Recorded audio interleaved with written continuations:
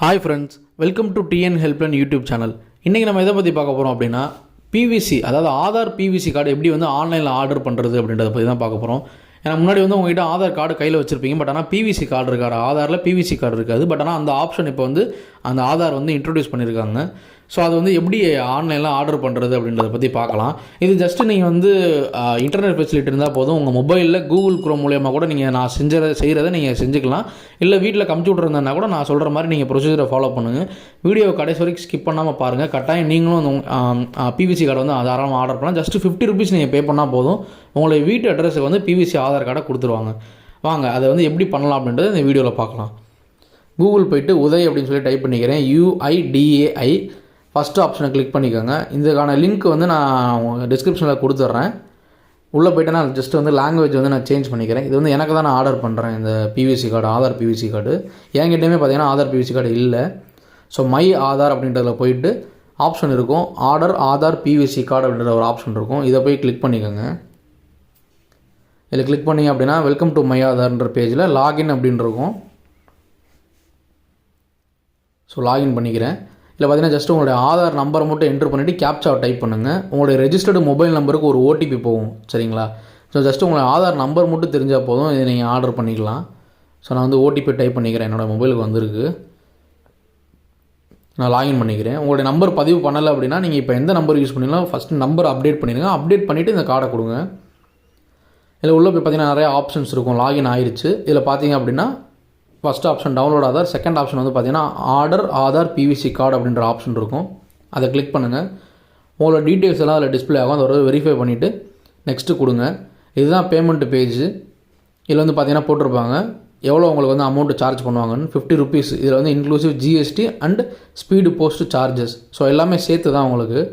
So நீங்கள் ₹50 பே பண்ணால் போதும், உங்களுக்கு வந்து பிவிசி கார்டு உங்களுக்கு வந்து போஸ்ட்டில் அனுப்பிச்சி விட்ருவாங்க.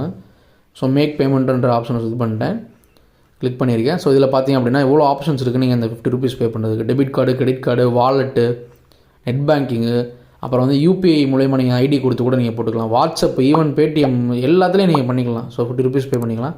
நான் எப்போவுமே யூபிஐ ட்ரான்சாக்ஷன் தான் ப்ரிஃபர் பண்ணுவேன். ஸோ இதில் பார்த்தீங்கன்னா பாருங்கள் எவ்வளோ ஆப்ஷன்ஸ் இருக்குதுன்னு சொல்லிட்டு.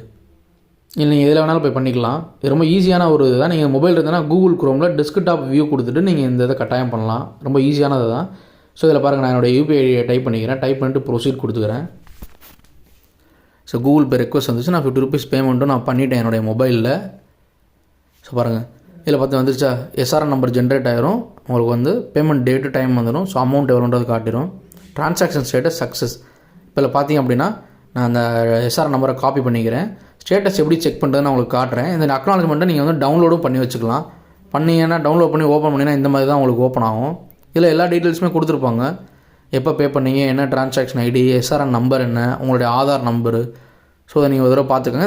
இந்த ரிசிப்டையும் நீங்கள் கையில் வச்சுக்கோங்க, உங்களுக்கு கையில் கார்டு வந்து சேர்கிற வரைக்கும். ஸோ இப்போ எப்படி ஸ்டேட்டஸ் செக் பண்ணுறதுன்னு பார்க்கலாம். ஃபஸ்ட் ஆப்ஷனை கிளிக் பண்ணி செக் ஆதார் பிவிசி கார்டு ஸ்டேட்டஸ்ன்றது கிளிக் பண்ணிக்கலாம். உள்ளே போனதுக்கப்புறம் பார்த்தீங்கன்னா 3வது ஆப்ஷனில் இருக்கும் ஸ்டேட்டஸ் செக் பண்ணுறது. அதில் போய்ட்டு உங்களுடைய எஸ்ஆர்என் நம்பரை டைப் பண்ணுங்கள். கேப்சா சைடில் கொடுத்துருப்பாங்க, அதையும் டைப் பண்ணுங்கள். டைப் பண்ணிவிட்டு சப்மிட் அப்படின்றது கொடுங்க. பாருங்கள், SRN, order date, payment status completed. இப்போ அவங்க வந்து எனக்கு வந்து போஸ்டரில் போட்டாங்கன்னா இந்த ஏர்வே பில் நம்பர் அப்படின்னு இருக்கும். அது ஒன்றும் இல்லைங்க, கொரியர் புக் பண்ணிட்டாங்கன்னா அந்த கொரியருடைய ட்ராக்கிங் நம்பர் வந்து எனக்கு இதில் வந்து டிஸ்பிளே ஆகும். ஸோ அந்த கொரியர்னால் ஸ்பீட் போஸ்ட்டு, அந்த ஸ்பீட் போஸ்ட்டோட தான் நீங்கள் ட்ராக் பண்ணி பார்த்துக்கலாம். என்றைக்கு டேட் ஆஃப் டிஸ்பேச் அப்படின்றதையும் கொடுத்துருவாங்க. ஸோ இந்த ஆப்ஷனை யூஸ் பண்ணி நீங்கள் தாராளமாக நீங்கள் வந்து ஈஸியாக வந்து பிவிசி கார்டு நீங்கள் புக் பண்ணிக்கலாம். இந்த வீடியோ வந்து நிறைய பேருக்கு ஹெல்ப்ஃபுல்லாக இருக்கும்னு நான் நம்புகிறேன்.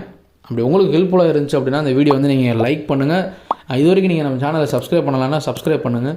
கூடவே பக்கத்தில் இருக்கிற பெல் ஐக்கானே கிளிக் பண்ணிவிட்டு ஆல் அப்படின்றத செலக்ட் பண்ணிக்கோங்க. அப்போ தான் இனிமேல் போடுற ஒவ்வொரு வீடியோஸுமே வந்து பார்த்தீங்க அப்படின்னா உங்களுக்கு வந்து நோட்டிஃபிகேஷனில் வரும். உங்களுக்கு ஏதாவது சந்தேகங்கள் இல்லை வேறு ஏதாவது நீங்கள் இது மாதிரி வீடியோஸ்லாம் போட்டால் நல்லாயிருக்கும் அப்படின்னு நீங்கள் ஃபீல் பண்ணி அப்படின்னா கண்டிப்பாக நீங்கள் தாராளமாக கமெண்ட்டில் நீங்கள் தெரியப்படுத்தலாம்.